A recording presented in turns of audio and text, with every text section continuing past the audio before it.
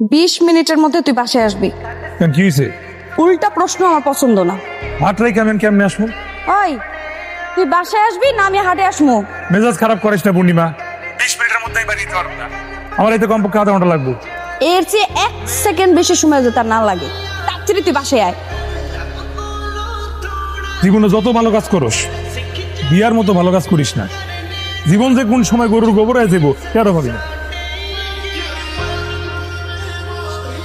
করছি সেইটা তোর বউরে জিজ্ঞেস কর।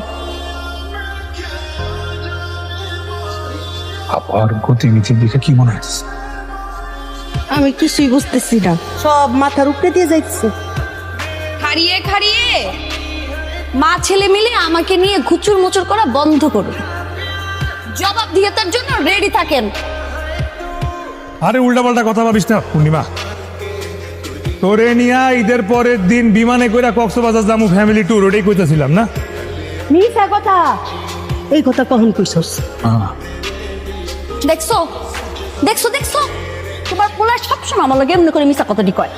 এই নিজের স্বামীর মিথ্যা অবাদ দিবি না। আমি এই জীবনে তোর সাথে এক বিন্দু পরিমাণ মিথ্যা কথা বলি না, কারণ আই লাভ ইউ।